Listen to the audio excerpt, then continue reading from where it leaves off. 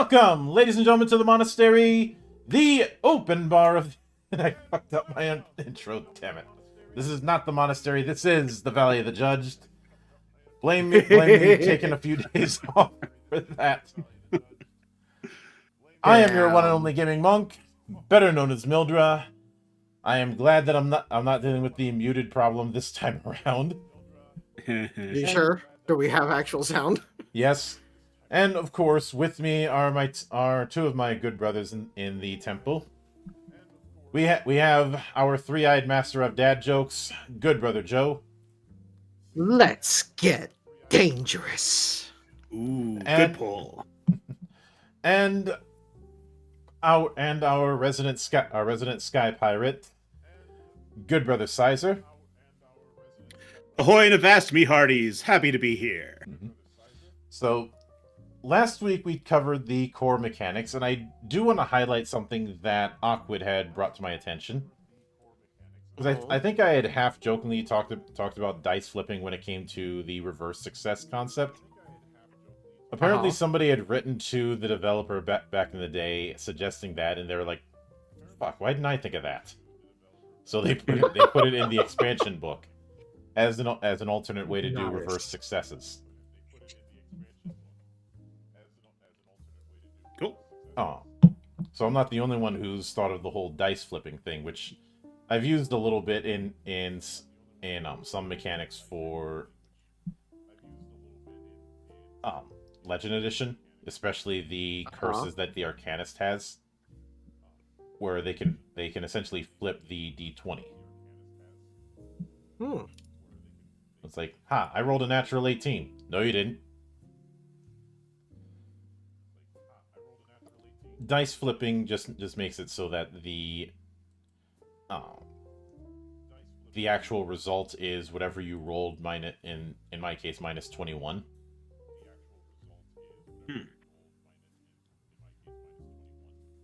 So you could use it to turn a bad roll into a good roll, or vice versa.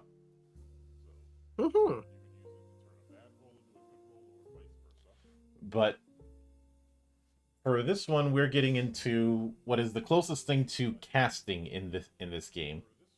That being the Immortal art. And I do have to remind myself. Last week, did I cover the analogies when it came to the cave lineages? I think I may have covered analogies. I don't think so, but I don't did come in recall late. that. So a while back, I had asked Awkward, the lead translator for this, if he could do a really. I said, if you don't mind me making a really bad ink blot test, would be one character in fiction you'd associate with each of the caves. Oh yes, you did do this. But yeah, I couldn't hurt to go over it again. Yeah. Since we're going to be covering the Immortal Arts proper, I think it's a good idea too.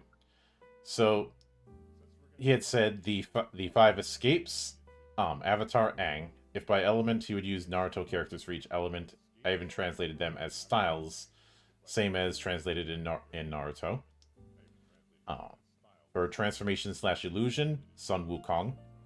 For summoning spirits, Natsume Takashi from Natsume's Book of Friends. Yes, that's a good one. For transcendental whistling, Storm from X-Men. For feng shui / divination, the Doctor from Doctor Who. For really interesting. For interdiction, Shota Aizawa. Yeah. For goo alchemy, Orochimaru. Yeah. And for malefic sympathy / overcoming arts, Hidan and Conan.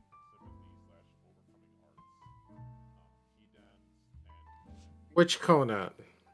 The one from Akatsuki and Naruto. Oh, okay. I'm like, wait, what does a barbarian have to do with this? Which I think since a good amount of your kit is going to be tied more to Immortal Arts than treasures, I think this is as good a time as any to keep these in mind, keep these in the back of your head as we go through the Immortal Arts. Now, I said it's the closest thing to casting, but that's not entirely accurate because due to the kind of game that this is, having a quote unquote magic system would be pointless. Yeah. When everything you're doing is on some level of magic, and this is something I've talked about in the past.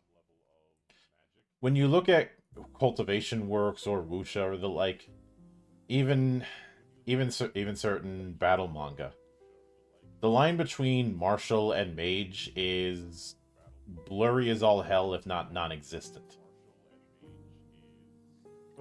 Yeah, I mean, like in Naruto, you've got like one dude who can't use magic, Rock Lee, and even and then, I'd argue, even then he kind of can.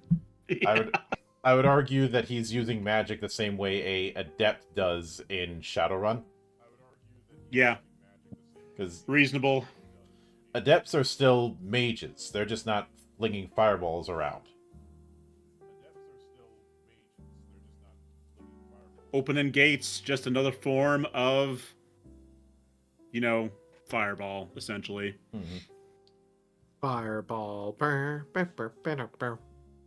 And I honestly prefer that approach as opposed to this idea of needing to have this hard line, because of the fact that you don't run into the problem that you often see with that hard line of martial characters being Babby's first character. Yep. Easy mechanics, hit a certain number of times, and your turn is done. Mm-hmm. And yes, I will always rail against the idea of doing a basic fighter. that's certainly nothing new. There's certainly nothing new in me saying that.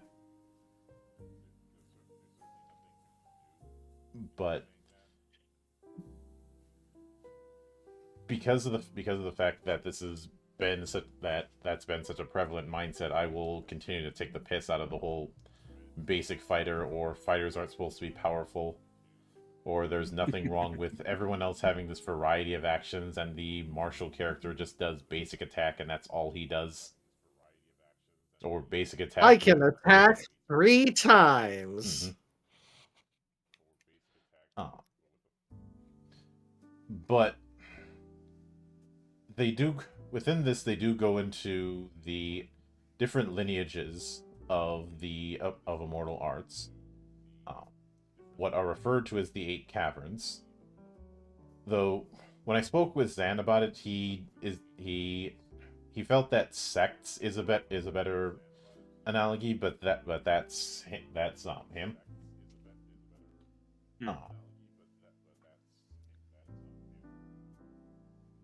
And when it comes to the different ones, obviously the first one we have is the 5 escapes, also known as the 5 elements.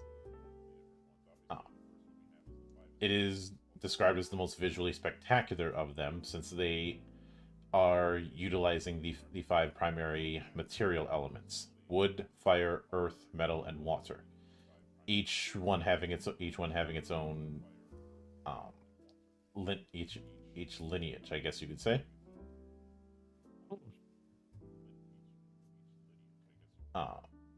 They were originally techniques for fleeing and means of transportation, but the best defense is a good offense. Thus, offensive immortal arts were developed. Careful, someone might take offense to that. Mm-hmm.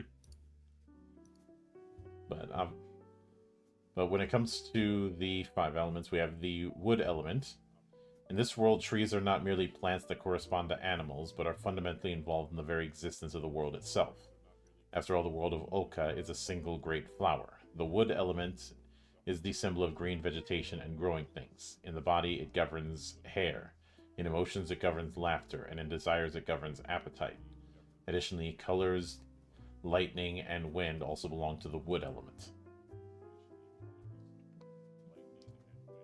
The fire element is red flame, and the sun is concentration. It is also the force of destruction. In the body, it governs the energy that moves the body. In emotions, it governs anger, and in desires, it governs the desire for destruction. Additionally, light belongs to the fire element. The earth element is the yellow earth, which covers and conceals, and that which gives birth. It can freely manipulate stone and soil. In the body, it governs flesh and internal organs. In emotions, it governs fear, and in desires, it governs the desire for sleep. Additionally, ash, nutrients, and food also belong to the earth element.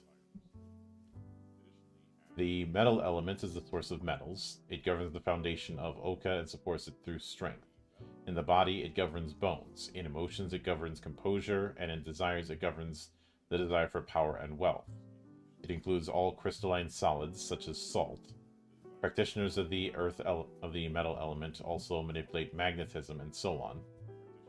The metal element is symbolized by white. And water, the element of the seas and rivers, and also the symbol of ceaseless flow. In the body, it governs blood. In emotions, it governs sorrow. And in desires, it governs sexual desire. Cold air, snow, and also darkness belong to the water element. The symbolic color of the water element is black. And I'm pretty sure some may look at that and make more parallels with benders when it comes to the 5 escapes, which I could see. Then again, for a lot of people, their sole introduction to cultivation or wuxia or chancha is Avatar. I hope their introduction wasn't Legend of Korra, in which case, they have my sympathies. But transformation and illusion is self-explanatory. It is all about rearranging the 5 elements to shape matter, and thus changing your physical body.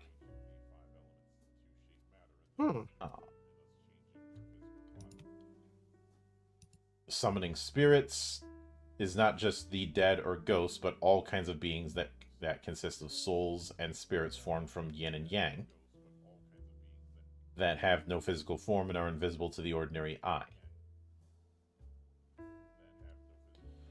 We're talking about more like animistic spirits, spirits of objects or spirits of nature, things along those lines. All of the above.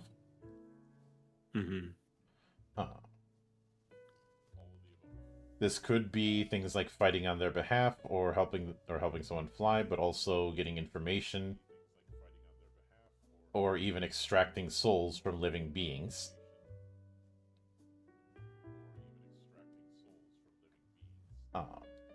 Transcendental whistling was originally a technique of singing, whistling, or playing an instrument.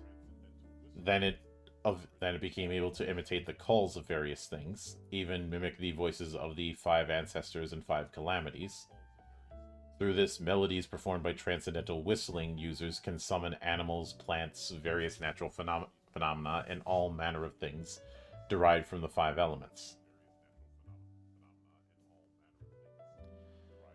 Which, given that, it makes sense why Storm was invoked.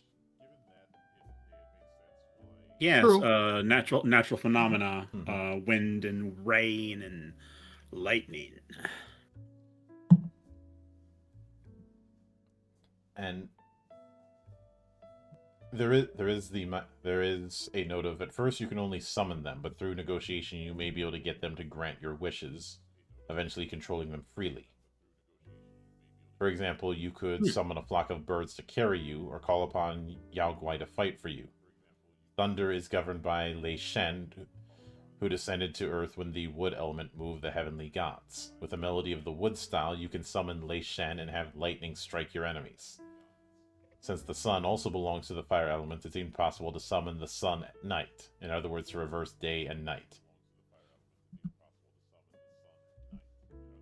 Imagine a vampire going up against someone who's skilled enough in transcendental whistling.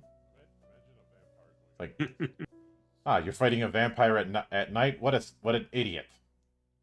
Joke's on you, it's not night anymore. That was something I would pull as a were-raven in Vampire the Masquerade.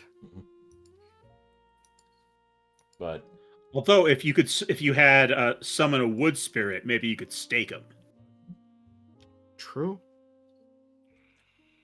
given what was mentioned about wood being the element of growth, I think what you'd end up having is something worse than staking them. Having wood or trees sprout out from the inside out. Oh, but that's how you get a what is that one tree called from the litigious RPG? The Golgotha tree or something? That sounds like a very gothy tree. Yeah. I was Yeah. actually going to reference the death plant in Yu Yu Hakusho. Oh, I mean, they're essentially the same thing. Mm-hmm. Yeah, I just want to reference a better source material. You know, that's fair.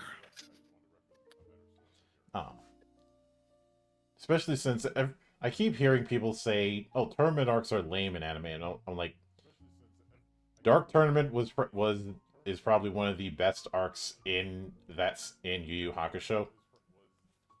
Indeed. Oh, definitely. And it really kind of defines the series. Like, whenever I think of Yu Yu Hakusho, I either think of like the first 4 episodes or that arc.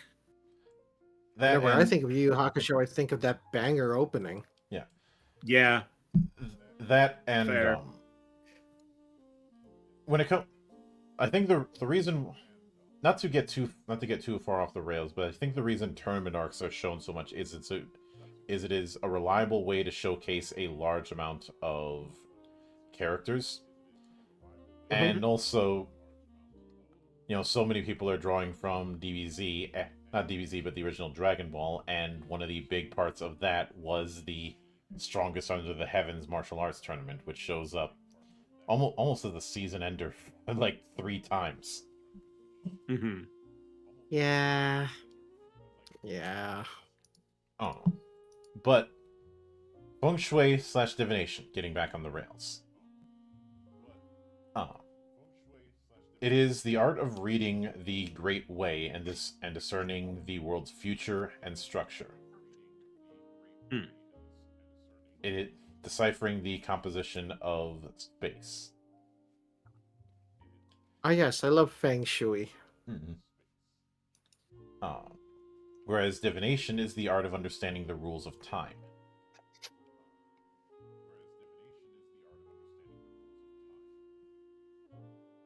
Yeah, I mean, the Doctor makes sense in those terms. Most definitely. Yep. So then we have interdiction, which is tied to the Great Way, but not in the same way as feng shui / divination. Those who wield interdiction interfere with the Great Way, the law that determines cause and effect of the world, by altering the nature of things. They employ techniques and hence why they call it interdiction. Got it. To forbid all manner of things. Interdiction discerns the significance of each existence, then by projecting a will to forbid upon that existence, they render its significance meaningless. If what you're trying to forbid is a trivial attribute of existence, it's easy. However, if you try to strip away the fundamental reason for that existence, the technique becomes difficult to employ. Ah, yes. I shall use one of my favorite interdiction techniques. I'm going to let you finish, but...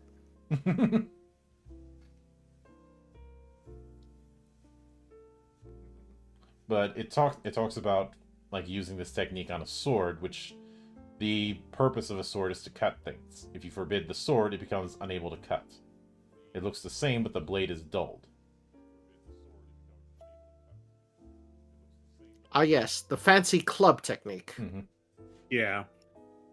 So what this feels like to me is sealing techniques, Which makes sense why Aizawa was brought up as the parallel, because of the way the Eraserhead quirk works. Yeah. I mean, meanwhile, for feng shui divination, I just keep on thinking of like the 2nd season of Jackie Chan Adventure. You're thinking I of the think it was the talismans second again. season. No. When they were fighting against the demons, they had to use the fancy puzzle box to find them. Yeah, the Panku box. That's it. That used feng shui. Mm-hmm. But then we have Goo Alchemy, which does not use Ki directly, but is a school of arts for creating elixirs with supernatural effects and transforming various creatures through immortal arts to control them freely.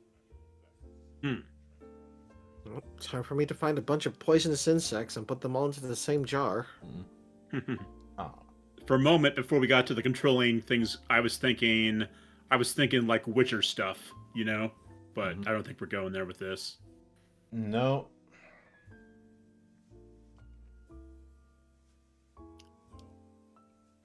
Or maybe we are, because it says swift movements, great strength to breathe in underwater. You can kind of do some, in the Witcher games at least, you can do some of those things. Oh, yeah.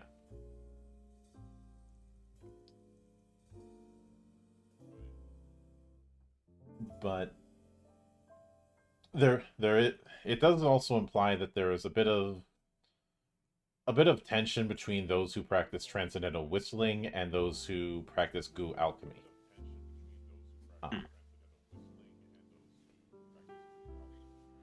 Though Goo Alchemy also involves servant beasts, which I suppose would be analogous to a homunculus in a certain way. But then we have Malefic Sympathy / Overcoming Art, which is a lineage about curses and blessings using two fundamental laws: sympathy and similarity.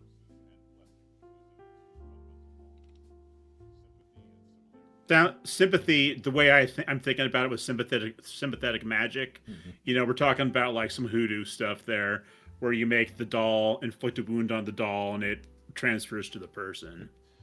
But it says sympathy is the principle that things that were once one remain connected somewhere invisibly and continue to influence each other, while similarity is the law that things with similar appearance possess similar power.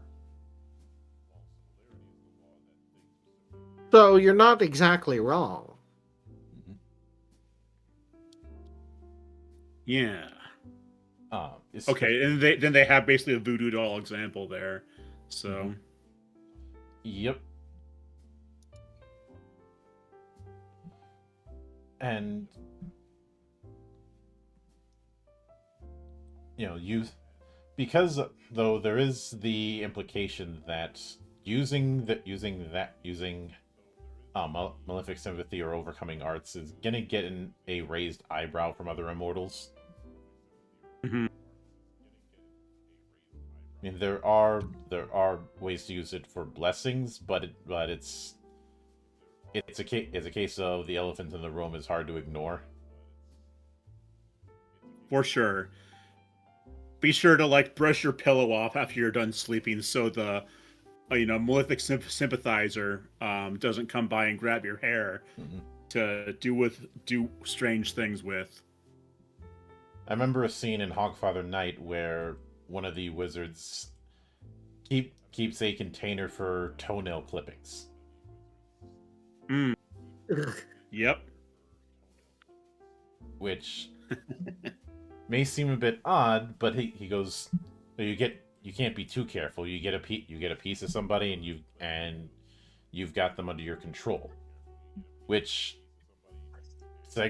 immediately segued into Teataime having a wizard on hand to use sympathetic magic on the vaults of teeth that the Tooth Fairy has to get people to stop believing in the Hogfather.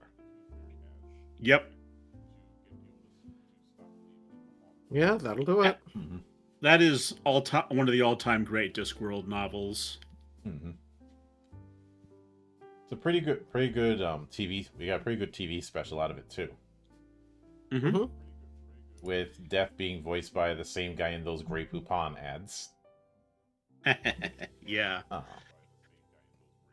But For the uninitiated, in the Discworld books, Death, who's a recurring character, speaks in all capital letters with no quotation marks, and so a voice actor needs to be able to deliver that, vocally. mhm.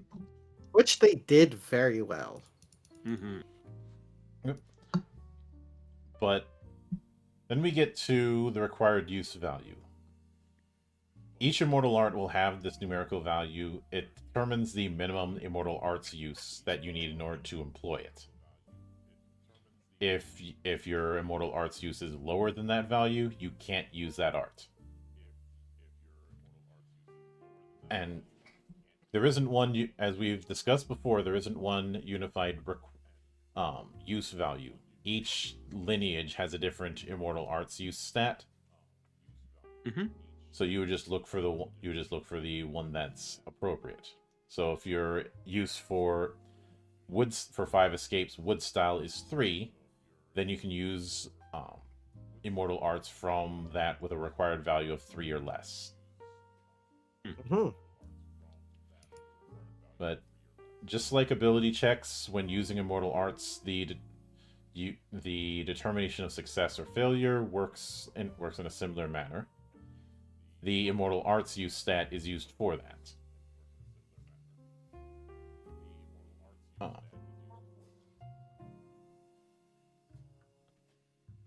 Now, of course, some immortal arts don't even require a success, so you don't have to roll dice. But for ones that have a fixed success difficulty, that is a 2D roll.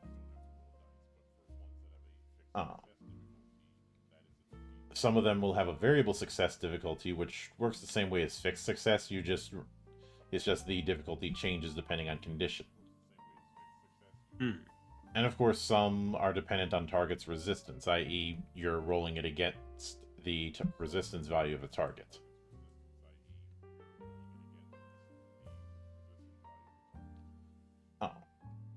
And when it comes to the number of uses, we're not dealing with some spell charge shit. If you want that to use the meme, take your sensitive ass back to the world's litigious role-playing game. Yep. If you have the art, you can use it. There's no limit to the amount of times it can be used.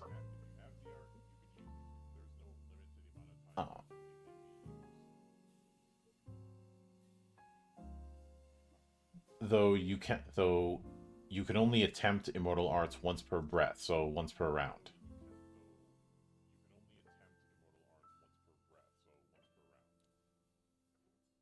And that's different from like the basic attacks that we were discussing in the last chapter, I believe. Yep. Where if you hit, you can keep hitting until certain parameters. Yep. But as long as the target is visible, they can be cast on them.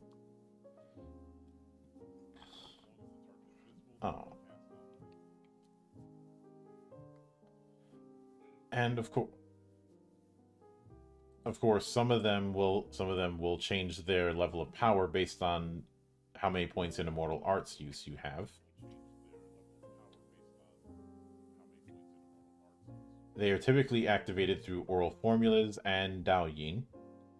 Depending on cave lineage, either one or both may not be required. So this is your component rule. So for example, 5 escapes needs both of them. Versus transcendental whistling only really needs an oral formula. Versus feng shui / divination, which only really needs Daoyin. For Gu alchemy, it varies.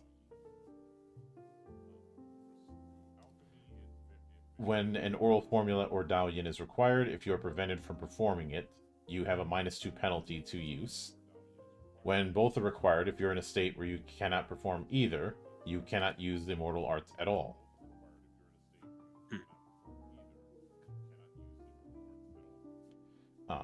However, even if sound is suppressed, as long as you can move your mouth, the oral formula can be chanted.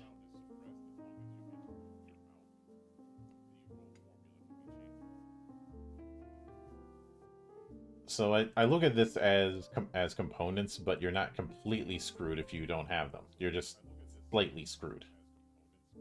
Hmm. Though there are certain exceptions, like summoning spirits, as that abilities like prayer, that the spirit messenger shall always be at one side. When a spirit messenger or guardian is constantly maintained, no oral formula or dallion is required to have them perform actions. In other words, the initiation of the art requires the components, but maintaining it doesn't.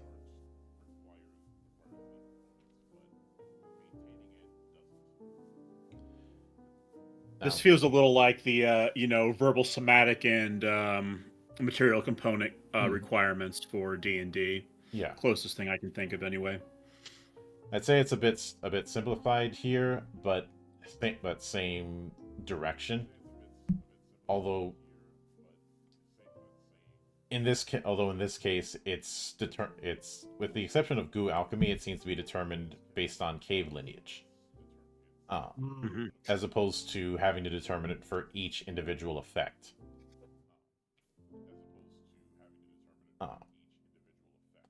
On the other hand, with something like feng shui, if you can't perform dalyin, you can't use immortal arts at all from that type.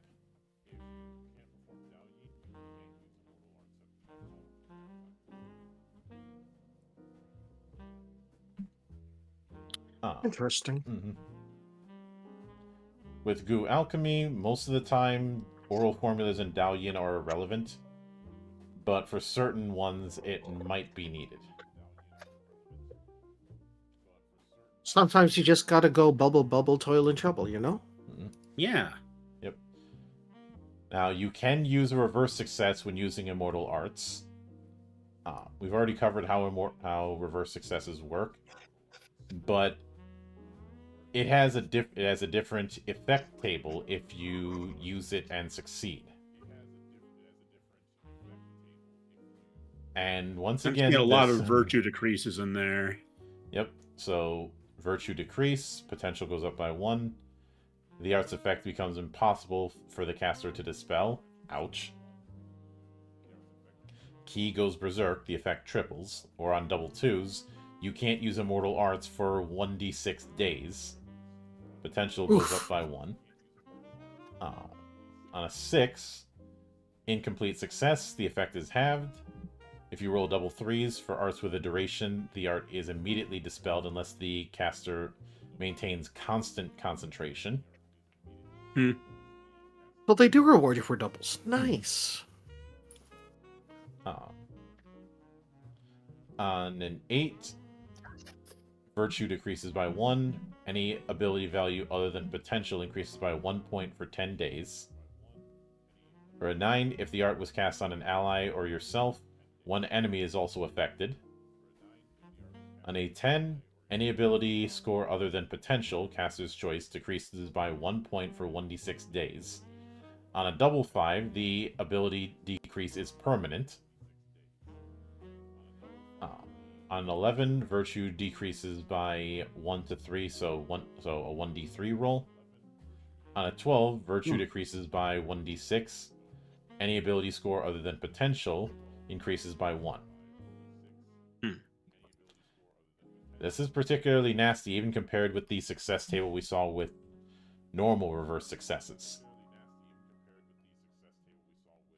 And for immortal arts that affect all enemies, you have to make a success check for each individual enemy. When introducing reverse successes into that, you roll 2d for the immortal art success check, and after seeing the result of that first roll, deciding whether or not to perform reverse success. If you do, all remaining checks are also made with reverse success. Ooh. So, in that situation, it may not be the best idea to do reverse success on your first roll.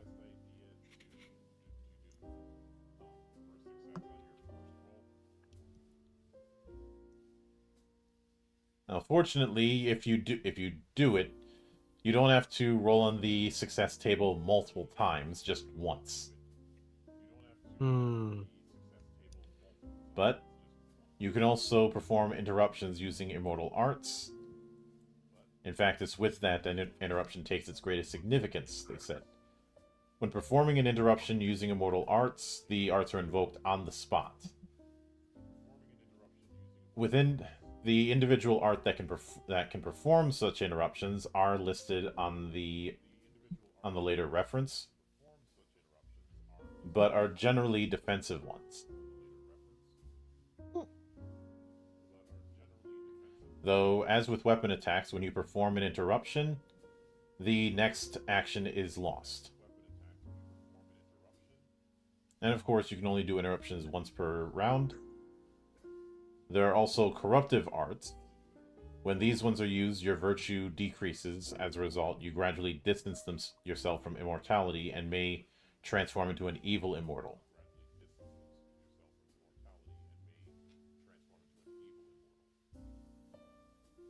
So these are the... Feels like... I was going to say, it feels like something that certain anime characters, like, Hiei and Yu Yu Hakusho would keep, in their back pocket just in case. Mm-hmm. Your edge boys, edge lords, Yes, I must show you the power of the Black Flame Dragon!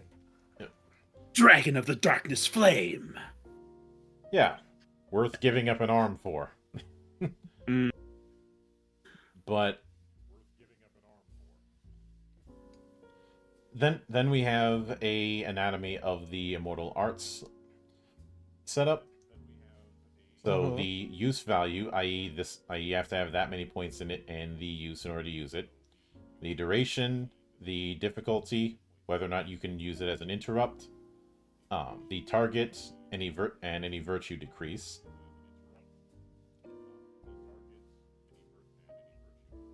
I do like the translator's note. I also included the Chinese name as it is in the original and its reading as well. Nice. Now, with difficulties, it'll either be none, no success check is needed, it always takes effect. Number, so that's the default DC that you have to go with. Variable, changes depending on situation, that'll usually be detailed in the effects, and resistance, as mentioned before. And the range is either going to be one enemy or ally, all enemies or allies, self or other. Then the duration, which is either going to be instant, short, so about 1 minute, or lasting for one combat or until a certain sequence of actions is done. 1 day, and permanent. Concentration lasts as long as another duration, lasts as long as you're concentrating. While concentrating, you can't use other immortal arts or wield weapons. Ordinary actions are fine, but if you perform actions that disturb your breathing, the art will be broken. You also cannot attempt to resist immortal arts cast on you by opponents while concentrating. Also, when attacked with a weapon, you can use evasion to defend.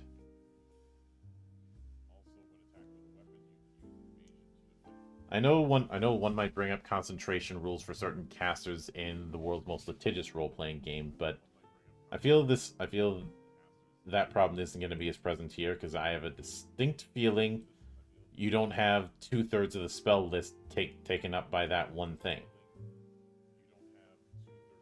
Oh, you mean Fantasy Star?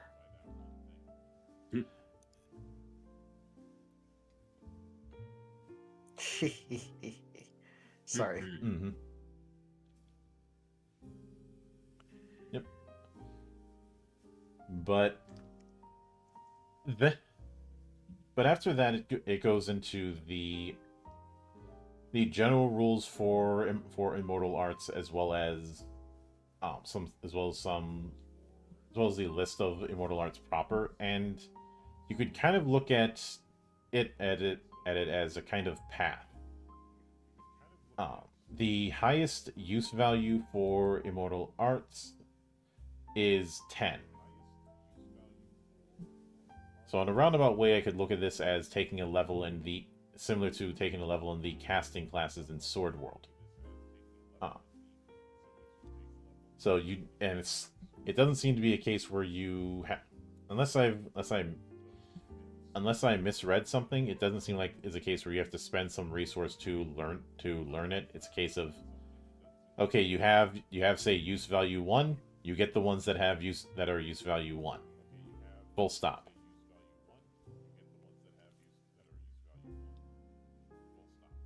Oh, So just as a and hang I'm going to I'll probably end up coming back to that when we get to advancement, but that's the vibe that I get.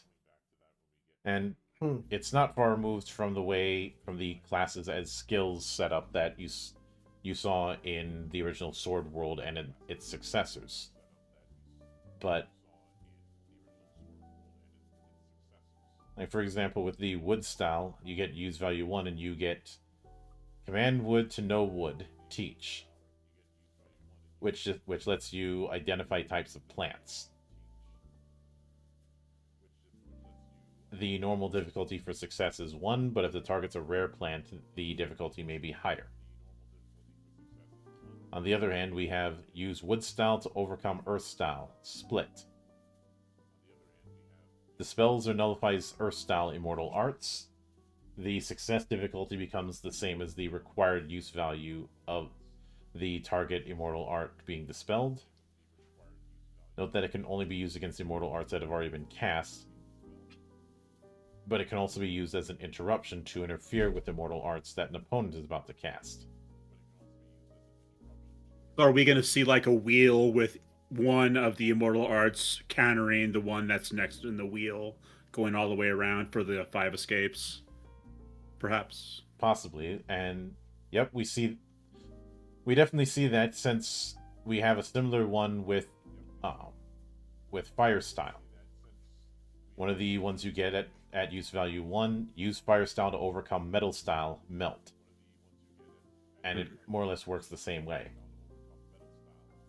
I'll be right back. No worries. Although the way the immortal arts are translated, I don't know why, but I keep getting reminded of the naming conventions for spells in Orphan. Well, I haven't watched Orphan or read it. So what does that look like? Oh.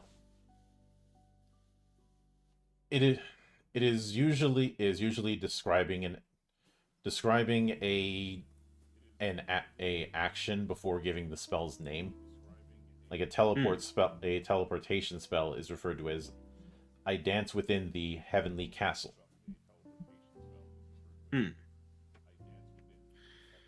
Yeah, it has kind of a nice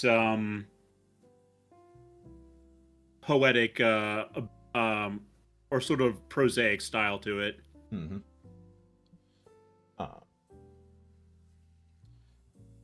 And even though there's only, looks like there's only two or so immortal arts per use value. That kind of issue is going to be somewhat alleviated because players are going to be studying multiple types. I feel like that's something that's encouraged, much in the same way that in Sword World, and I'm only bringing that up because both of them Group S&E projects, even though these two aren't compatible. It is highly discouraged to put all of your XP into one class. Can you do it? Sure, they want. Mm-hmm. Yeah, go ahead. Can you do it? Yeah, but you're going to be a massive one-trick pony if you do it. Yeah. Spread out a little bit. Have fun with the system, in other words. Mm-hmm.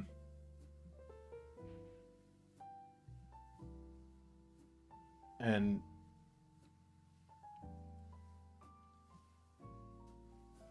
I'm going to now with the 5 escapes. Each of them is tied. Each of them is tied to the different elements as mentioned. Um, but something I find interesting is one of the techniques in metal style creates water to form on a surface of metal.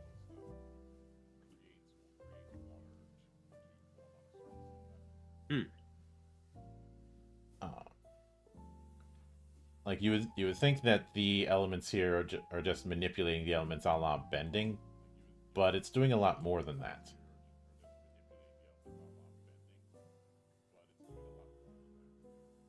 Yeah, it seems like it has each art has sort of something specific that it can do, but at the same time, you can use those things strategically and creatively to meet your ends. Mm-hmm. Yep. But then we have when it comes to transformation, which also includes illusion effects. Uh, the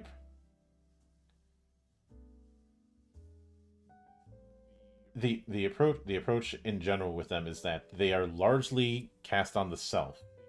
If you want to cast it on others, the required use is increased by 2. Mm.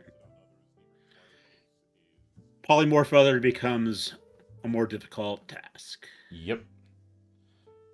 And of course, if the targeted party doesn't want to take the effect, they can make a resistance check. You cannot stack multiple transformations on the same target. Mm. So it says if you're flying with wings generated by transformation Sprout Wings and Fly, and then cast transformation Tiger Head Bearing Fangs, the wings will disappear. And while there are composite ones, those are advanced ones and are not in this book. So you can't turn yourself into like that one weird dude in Rama 1/2 who fell into the spring of like 5 drowned things at once. Mm-hmm. Yeah. But with illusion arts, they can stack as long as they don't contradict each other. The success of an illusion is always resistance, and it's only made when encountering another person. It has to be made each time you encounter a different person. Also, even with the same person, if there is anything that makes them doubt the illusion, a resistance check must be made again.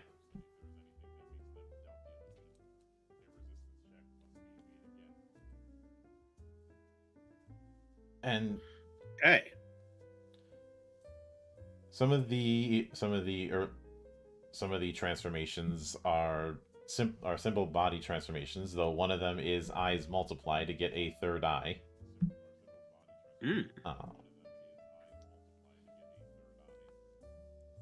Though it just gives you a +1 to perception. Well, that's a little disappointing. Mm-hmm. On the other hand, since it was mentioned, Tiger Head Bearing Fangs, which has a use value of 4, your face becomes that of a tiger. Your attack/parry becomes the average with that of a tiger, so 8. Additionally, the caster can use the tiger's dark vision ability. Even with the tiger's head, the Immortal can speak normally. Those with an attack/parry of 8 or higher cannot increase their attack/parry through this art. Go ahead and make yourself look like Battle Beast for a little bit. Though this predates Invincible by a good 2 decades. I'd say a closer analogy would be a Rakshasa. Yeah. But you also have half becomes horse, swift movement. You turn yourself into your lower body is turned into the form of a horse from the neck down. You're thinking that it was going to turn you into a centaur. No, you're... No, you turn into my horse prince. You could, if it's really almost too bad you can't stack these transformations, because you could turn yourself into some really chimerical kinds of things. Mm-hmm. just house rule that one. Yeah. On the other hand, you have Illusion Manifest Warrior, where you create an illusory warrior and have them fight. These soldiers can be seen and touched, but make no sound and have no smell. If the opponent believes in them, the illusory warrior can inflict wounds. Okay, so get those disbelief rolls going. Mm-hmm. Or I guess just the resistance rolls in this case. Yep. Or how many times has when you've DM'd a game has a player been like, in a system that doesn't allow it, they see something weird and they're like, I disbelieve it. I've seen a few people. Never happened? I've seen a few people try it, but never with any conviction. Yeah.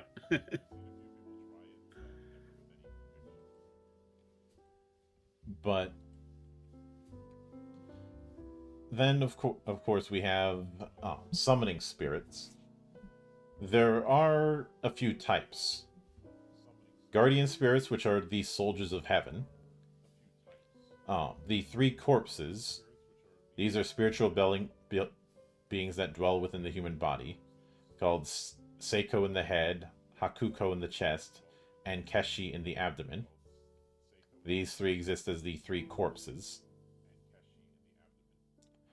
And when they exist as parasites of the human soul, and when they become active, one experiences mental discomfort or physical illness.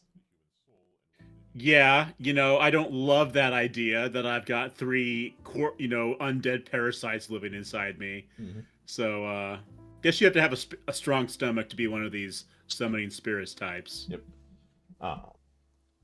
Then there's spirit messengers, which are described as artificial spirits created by fusing yin and yang energy. When using arts that rely on spirit messengers, you have to create it yourself or acquire one as an immortal treasure. If you possess only one spirit messenger, you cannot maintain multiple immortal arts using a spirit messenger at the same time.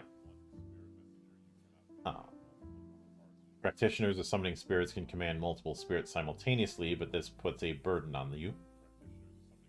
So you get a temporary reduction of 1 point to immortal arts use for each sustained summoning spirits art that you maintain.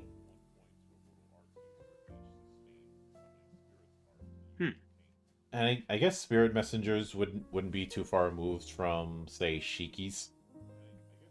Shikigamis. Yeah. I'm trying to think. That's like the shadow mancer, basically. I'm back. No, wait. What am I thinking of? Kage is shadow. That's right. No, Shiki is like, the paper, talismans. Yep. That. Yeah, there we go. Mm-hmm. I had them mixed up there, and I also was thinking of the horror anime Shiki, which check that out if you haven't, by the way. Yep.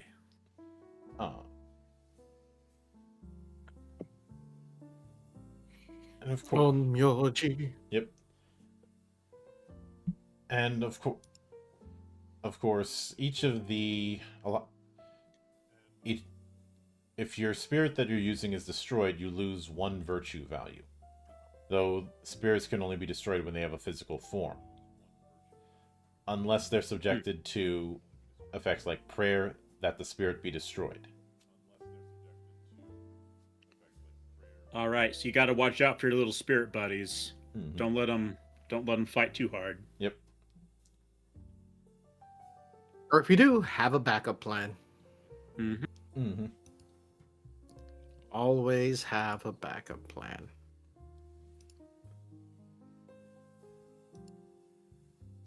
And you can grant. Normally spirits are spirits, so incorporeal, but you can grant a physical form to them using prayer to grant flesh to the spirit.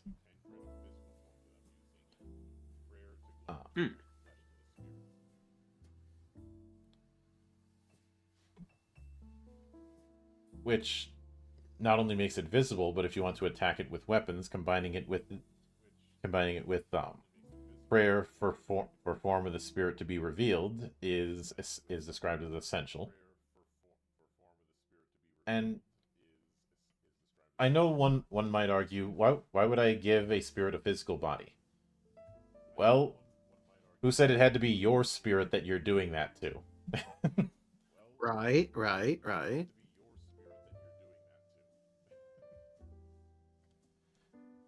Because spirit Oh, messenger right. Yeah. spirit messenger is as much a shaman here as it is an exorcist. Yep. Because if it has a body, you can hit it. Mm-mm. But one example of the three corpses is prayer for the three corpses to probe the heart. It sends the three corpses into the target's mind to probe their surface thoughts and feelings. Hey, Joe.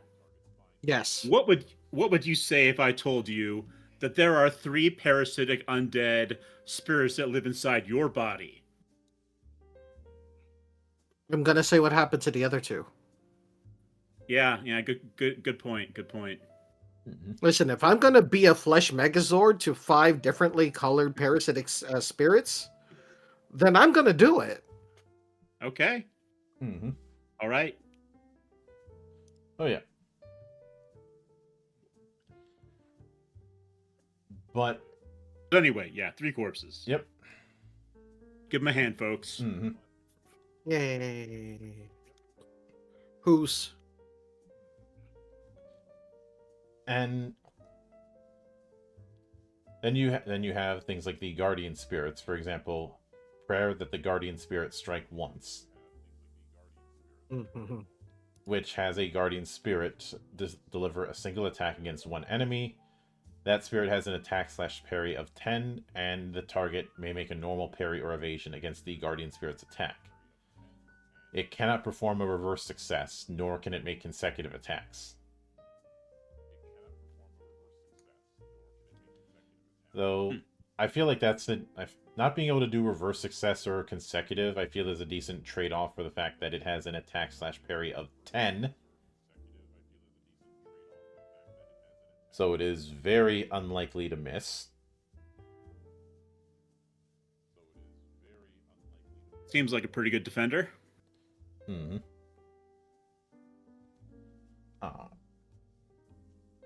And of course, then you can summon a guardian spirit at level 10, at level 7. And I want to see what the capstone is.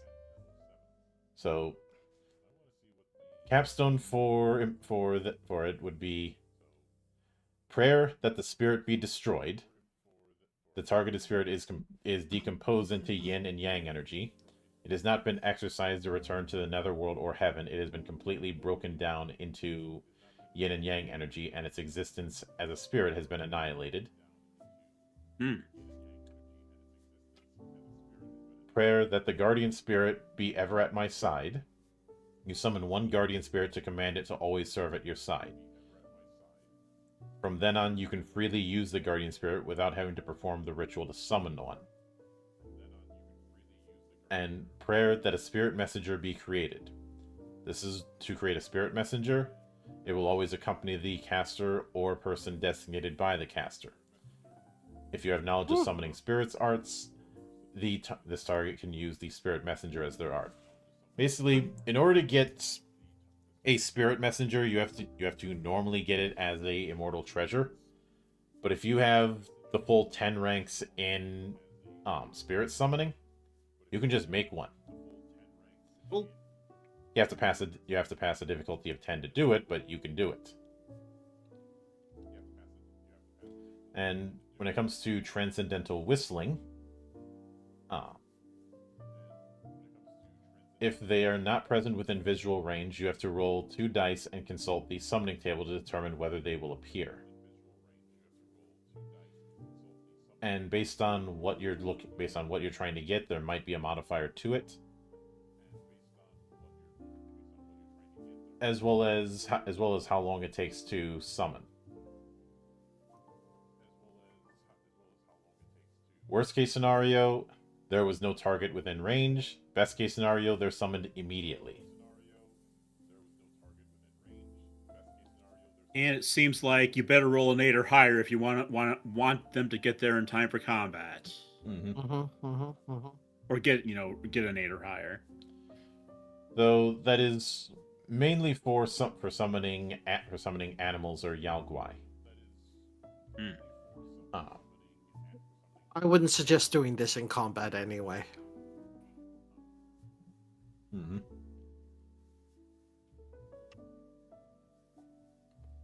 But this is one of those cases where you're not getting 2 per use value, because the first thing you get is fish / beast / bird / insect speech. So you're able to converse with them. But at value 2, you get lure horses and lure swarms.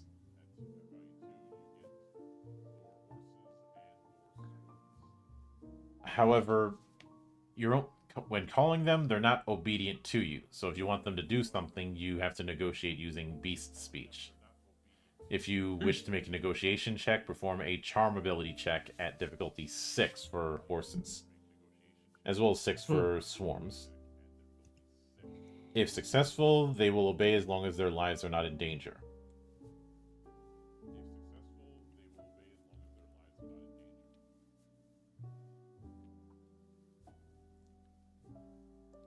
But I do like that effect of you can summon them, but they won't follow your orders exactly.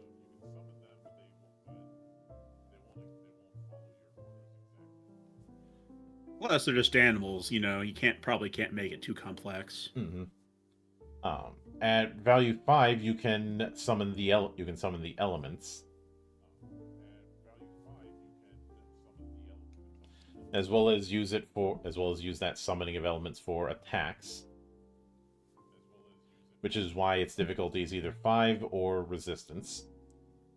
Mhm.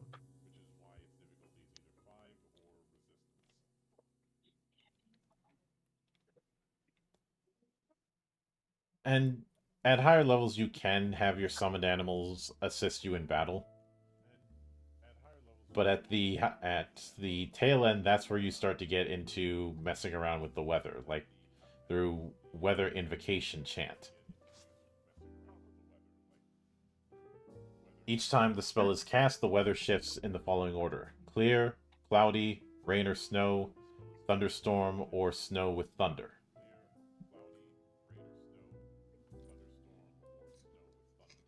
If you cast it at difficulty 8, you can shift the weather by 2 steps. At 9, 3 steps. And the lightning if you have lightning in this particular invocation, you can use it to attack a single enemy, in which case the enemy performs a resistance check, and if they fail, they take 1d6 damage. However, the caster cannot specify where the lightning will strike, but it will not strike your allies. You can't dictate where it'll strike on their person, or you can't dictate whether or not it'll strike your enemy, or... You can't dictate which enemy will be targeted. Ah, of course. In which case, if you're only fighting one enemy, then you get to ask them, do you know what happens when lightning strikes you? The same thing it does everything else. Yep.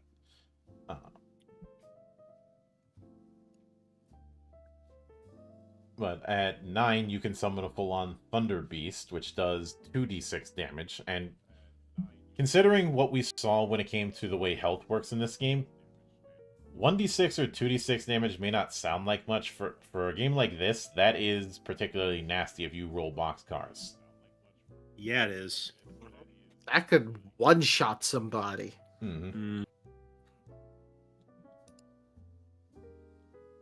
Remember, folks, a full row kills you. Yep. And I like that. Go ahead. I also like Song to summon and control herds.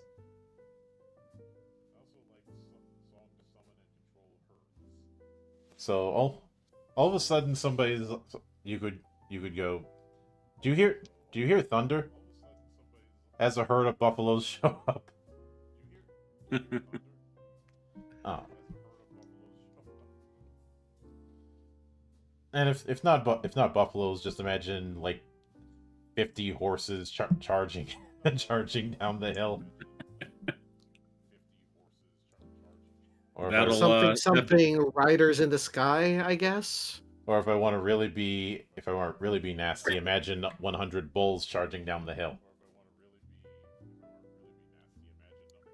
or just imagine that one scene from The Lion King, and maybe a little tear will come to your eye. Long live the king. Yeah. Feng Shui / divination doesn't have any specific rules. But I do like the starting ones you have here. I know the principles of the world and seal interdiction arts. In other words, you can nullify any interdict or immortal arts. As long as they haven't already been cast. Sorry, actually no. You not only against ones that have already been cast, but also as an interruption to interfere. So this is kind of like the element cycle of cancellation we saw with the 5 escapes. It just does it for interdiction arts.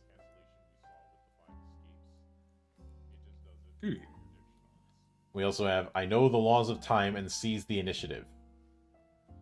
When you roll dice for initiative determination and the result shows that the opponent goes first, you can use this art as an interruption to reverse the initiative.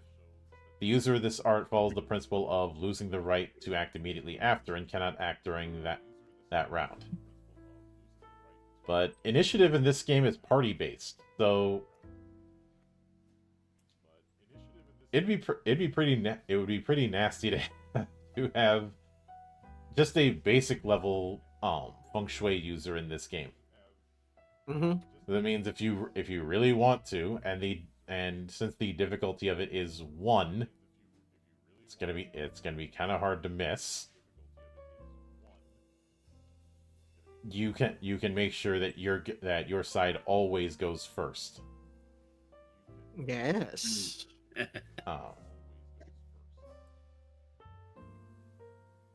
But a lot of the feng shui ones are about I know the principles of.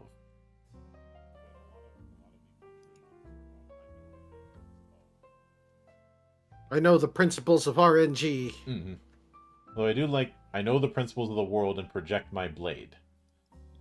By warping space, you can damage a distant target with your held weapon while remaining in place. The target can attempt to resist, and if successful, avoid the weapon attack. If you overcome resistance, you hit at that stage, meaning normal weapon hit determination is not required, and you can deal damage to a normal weapon attack. You cannot perform consecutive attack, which I'd say is fair. God damn it. I have the high ground. You can't hit me. Yes, I can. Gods.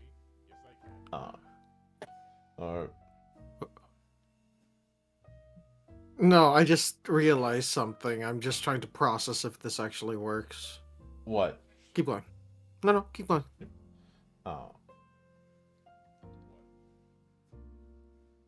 Then at the top of it, we have I know the principle of void and hide in it.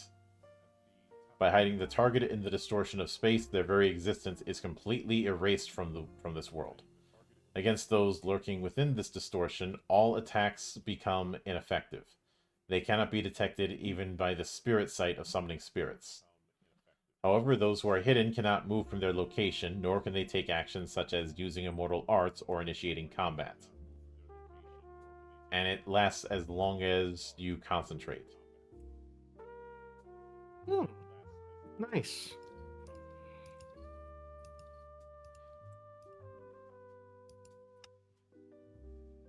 And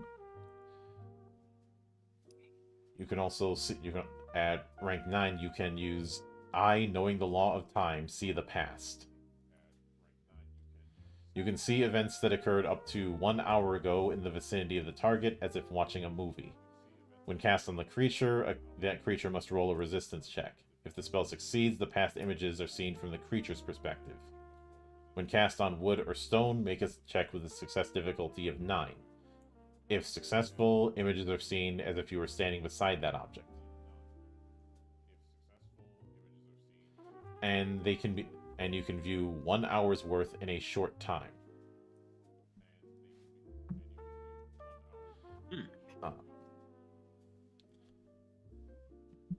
Of course, there's also I, who know the principle of space, transfer my body, which lets you teleport. Though, much like Nightcrawler, you have to see where you're going. Now one wonders if there's some way to bend, use some other aspect of it to see the places that you normally couldn't see, or some other art, and maybe you probably can't use two Immortal arts at once, though. No, at least not in that sense. And with this one, it says movement is limited to within their field of vision, and the terrain at the destination must be clearly visible. Even if it's within your field of vision, you cannot move to a distant mountain or into a dark forest.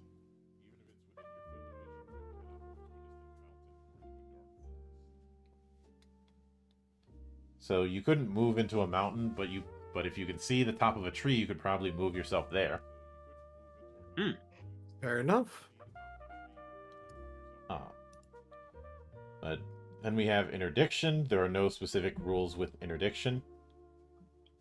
One of the first ones that's brought up is if you forbid the sword, then it cannot cut. Weapons such as swords and axes become dull and unable to cut or pierce. However, they can still be used as clubs. Treat them as weapons with a -1 modifier to attack/parry, the same as stone weapons. Interdiction is literally I reject your reality and replace it with my own. That's what I was thinking of. This art can be used as an interruption during a consecutive attack with a sword or similar weapon to stop the consecutive attack. Without even rolling for attack/parry, once the art take effect, that consecutive attack ends immediately. Some may say that's a bit much, but considering how nasty consecutive attack can get if you keep rolling well, I'd say that's a nice counter.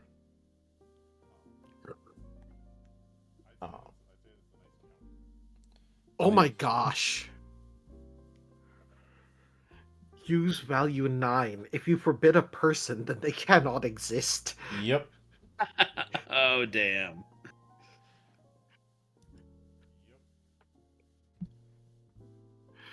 You literally wipe them from the face of existence. At 5 or at 6, you can wipe out people's senses, make them unable to hold objects. Yep. And at 10, we have if you forbid soldiers, then they cannot fight. The targeted army becomes completely unable to fight. This only affects organized military forces. It's completely ineffective against ragtag groups of Yaogwai. And the target is up to 1,000 scale army. Or if you forbid Yaogwai, then they cannot transform. This only affects ensouled, Yaojing, Yaone, and Yaogwai, born from animals, plants, or objects. If affected by this art, they lose their ability to transform and revert to their original form. If they are animals, they may still be able to act, but plants and objects become completely powerless. I like the one just above the if you forbid soldiers. If you forbid the road, then it cannot be walked. People cannot walk on this particular road here.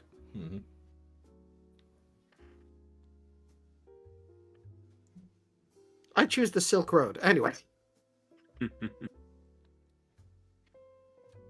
Yeah, you could probably block off 3 kilometers worth of it. Though it does have the loophole that no matter how much you increase the difficulty to extend the road's length, once you reach a place that is recognized as a different road due to an intersection, bridge, corner, etc., the art's effects do not apply.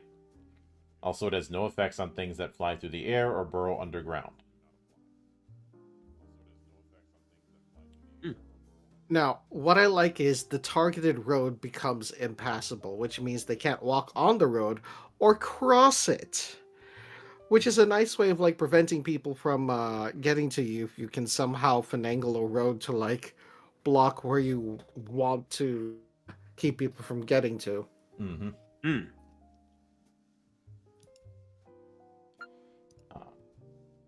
But with goo alchemy, there are different elixirs that are used.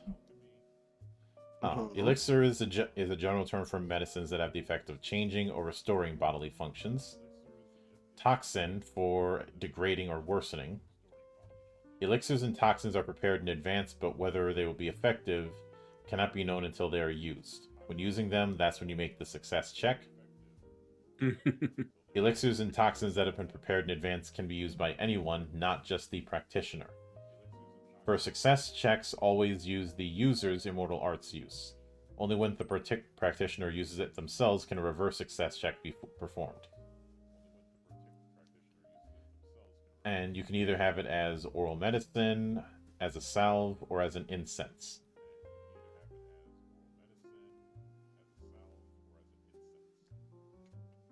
Incense is nice and atmospheric, Mm-hmm. But that's also how you could do smoke attacks.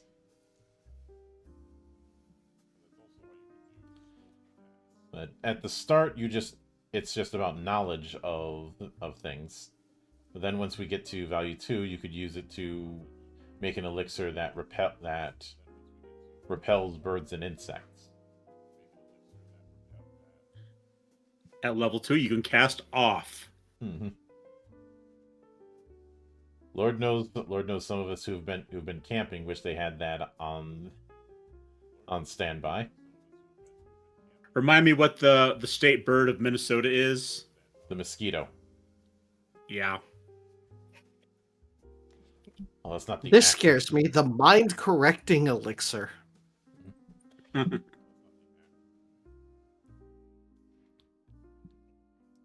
Oh, that's not so bad. That's for thought policing your enemies. No, it oh, you're right. Shocks the target mind, and the recoil has a calming effect. It restores composure to a mind gripped by intense anger or sorrow. I don't think that's look, it's Ritalin. Yeah, I don't think that it's the thought crime elixir. It's the calm the fuck down elixir. Yep. Why is it that it needs to be use value 5 to have your healing elixir? Golden elixir, use value 5, recovers 1 dice of damage. Oh. I would imagine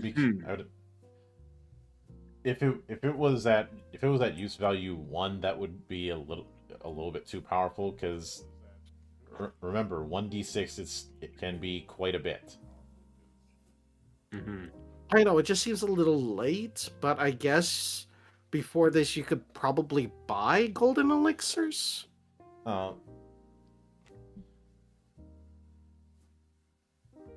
think it's to reinforce the lethality in the same way that in something like Warhammer Fantasy, you can only benefit from a healing drought once per day. True enough. But then let's see, if I recall correctly, I think the healing is rather slow in this game too, typically. It's glacially slow for normals, and it's slightly less slow for immortals. Yeah. Which, they're immortals. They've got the time. They can chill out in a bed for a little bit if they need to, I suppose. Mm-hmm. Let's see what the capstone for goo alchemy is. So, elixir of rejuvenation reduces the user's apparent age by 1d6 years. Does not add immortal arts use. If the age is reduced to 10 years or less, virtue decreases by 1. Cannot reduce actual age. Oh, so like this is like a little bit like Jewelry Bonnie's power in One Piece. Mm-hmm. But also Stealing Lifespan Toxin. Increases the user's apparent age and actual age by 1d6 years. Does not add Immortal Arts use. The 10,000 Gold Elixir, which just heals 1d6 damage. 2d6 damage. I don't know why I said 1. And Toxin of Extreme Harm. Deals 2d6 damage to the target. Has no effect on non-living things. Yeah, I mean, that could still kill you. Mm-hmm. Yep. Considering that max damage in one go, unless something has a really wide hitbox, that'll kill you. Yeah. Oh yeah. Yeah. Then we have the Malefic Sympathy / Overcoming Arts. When using them, a Dalian accompanying the technique is required, such as stabbing a doll or damaging an effigy.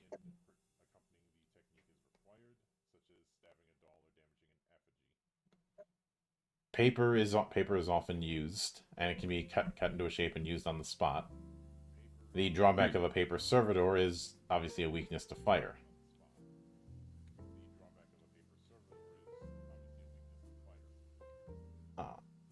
Though of course, wooden dolls, stone dolls, pottery, and metal can be used.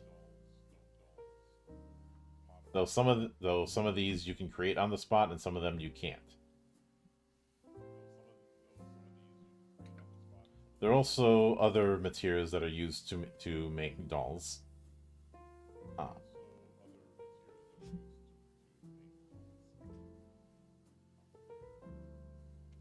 But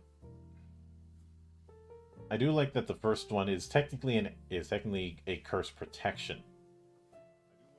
Like a person, receive a curse. You can redirect Malefic Sympathy spells cast on ally to a substitute doll or effigy, charm, etc. prepared in advance. Mm-hmm. If you carry a doll, which the spell has been cast in advance, any Malefic Sympathy type art cast on the owner will automatically be redirected to the doll. However, if the Immortal Arts user, the one who cast the Malefic Sympathy art, is higher than the one who created the doll, and the owner fails their resistance check, the redirection will fail. If the redirection is successful, the doll crumbles into pieces.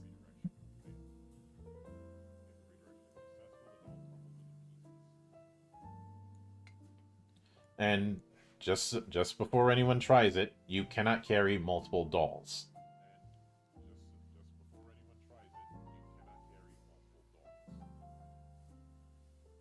But you have creating doubles as well through a hair, and the good old inflict injury on a doll to create pain on the target.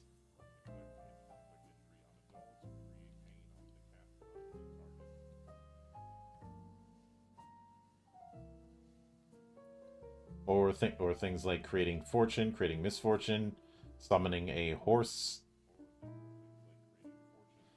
creating a full-on duplicate of yourself. Yeah, this is basically on Unreal Arts. Mm-hmm. But you can also create a servitor soldier, and at the capstone we have bearing fangs like a tiger, so it creates tigers. Or through Katashiro, break bones. You break the limbs and thus break the bones of the target. Or through Katashiro, mend bones. Can heal fractures or reattach severed arms, legs, fingers, etc. As long as the severed limb is present. And to admit, there's more like beneficial blessing type things than I expected there would be. Yep. But then we have this nice little chart that goes into the procedure for fixed and variable immortal arts, as well as resistance immortal arts, which is a very nice touch to have. Yeah. But that more or less covers the immortal arts of Ouka Houshin. Mhm. So, based on what you guys saw, what do you think of it? You know, a lot of very interesting things that I wouldn't mind trying. Mm-hmm. Yeah, I'm interested to see kind of how far you can stretch things with what they do, you know? Mm-hmm. Seems like the ones at lower levels do more specific things, but as you level up, maybe you can play with them a little bit more. Mm. Mm-hmm. Also, it would be interesting to see what kind of synergies you could find between different, caves. Oh yeah, since if I recall correctly, even the sample characters that were in the book have multiple have multiple paths. Yeah, like yeah, they do. Just I zip back real quick. Um, and for instance, like our main character has like a fire style flame tip spear and a fire style wind fire wheel. Yep, those are Mhm. those of course are some of the main treasures, which we will Yeah, the treasures. we I will see get one to for the that. goo alchemy, a deadly hornet bag. Mm-hmm. I guess that's a treasure too. Never mind. Yep. I thought it gave some examples of the arts, but Yeah, it's just the treasures. the sample characters are in the GM book, and just looking at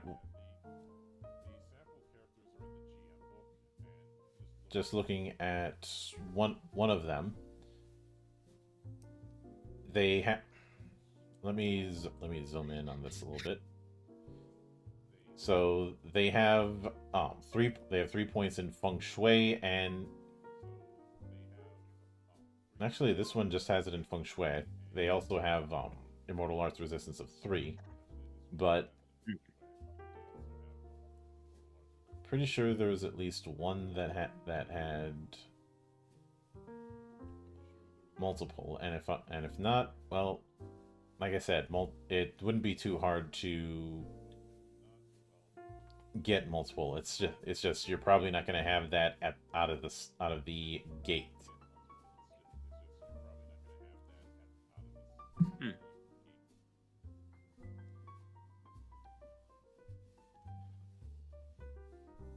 And yeah, the sample characters in the GM kit, um, each have points in one type of immortal arts. But even with just with 3 points in one of them, that's still a decent variety of things that you get at the start.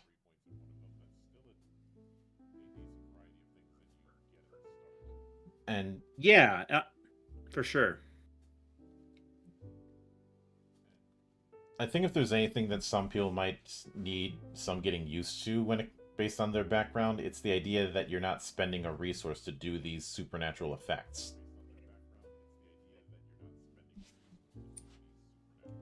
You just do them. Mhm. Yep.